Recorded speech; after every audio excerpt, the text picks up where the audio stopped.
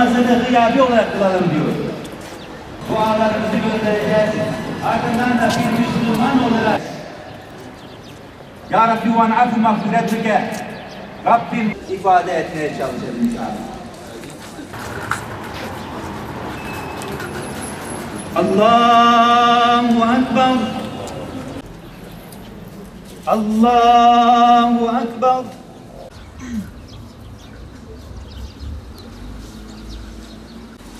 Allahu Ekber.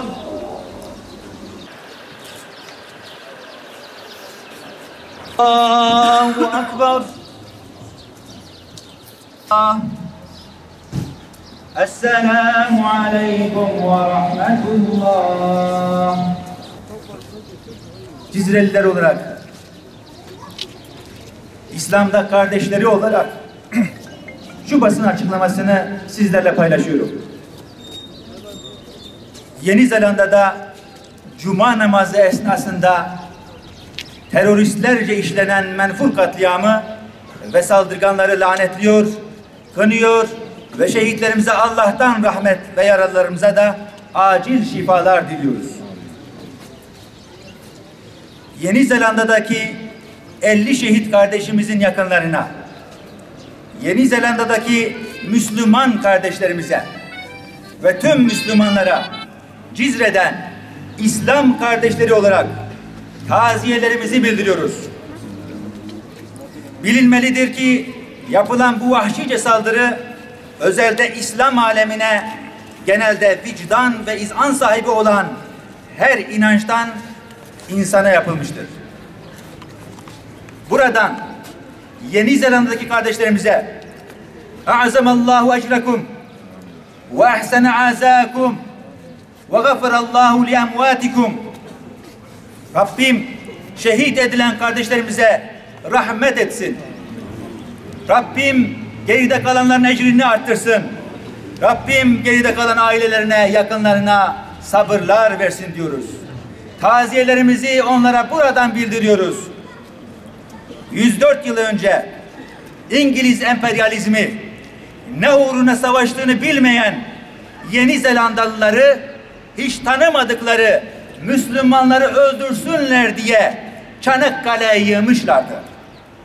Bugün de farklı yollarla bütün dünyayı İslam'a ve Müslümanlara karşı kışkırtıyor, farklı oyunlarla Müslümanların kanını akıtıyorlar.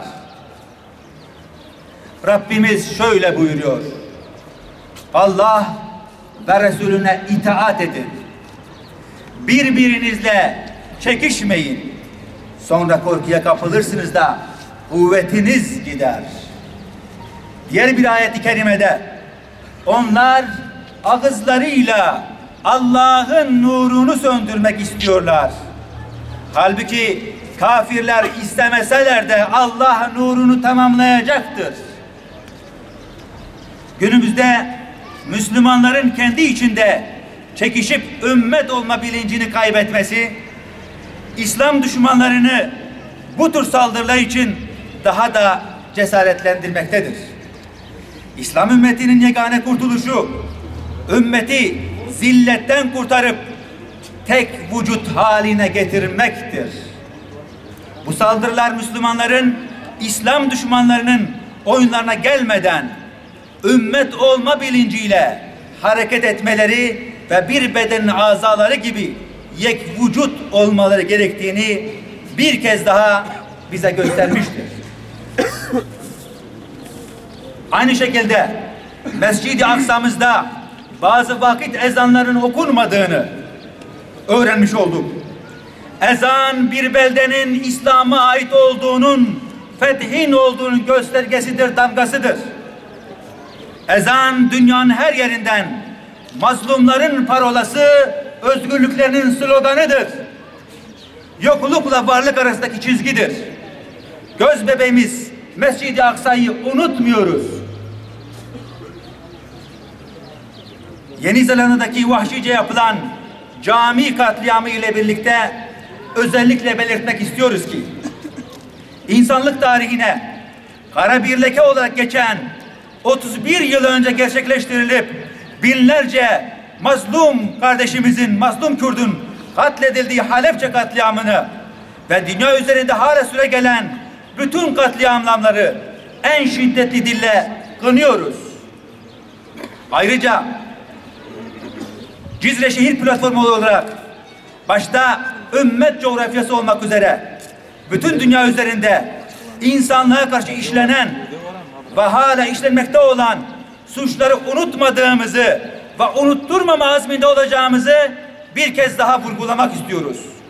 Huzurun, barışın, kardeşin, birlik ve beraberliğin egemen olacağı bir dünya temelinde her türlü insanlık suçuna karşı haklı tepkilerimizi sürekli güncel tutacağımızı belirtmek istiyoruz. Ey zalimler! Allah'ın laneti üzerinize olsun. Teröristler tarafından şehit edilen kardeşlerimizi Allah cennetiyle, cemaliyle müşerref eylesin. Cenab-ı Hak her türlü bela ve musibetten ümmeti Muhammed'i muhafaza eylesin. Cenab-ı Hak bütün Müslümanlara birlik olmayı nasip etsin. Ve kardeşlerimize ben şunu diyorum. Vallahi sizin ölümünüz çok şereflidir, çok güzeldir. Siz Allah'ın evinde şehit oldunuz. Namazı beklerken şehit oldunuz. Bundan daha güzel kavuşma var mıdır? Şehadetiniz mübarek olsun diyorum. Kardeşliği için kalbinizdeki imandan dolayı yola çıkarak buraya yanında olarak zalimin karşısına yer alarak sizler bu hakikati ifade etmek için geldiniz. Bu imanınızın bir basın açıklaması dışında şu duygumu da ifade etmek istiyorum. Onlar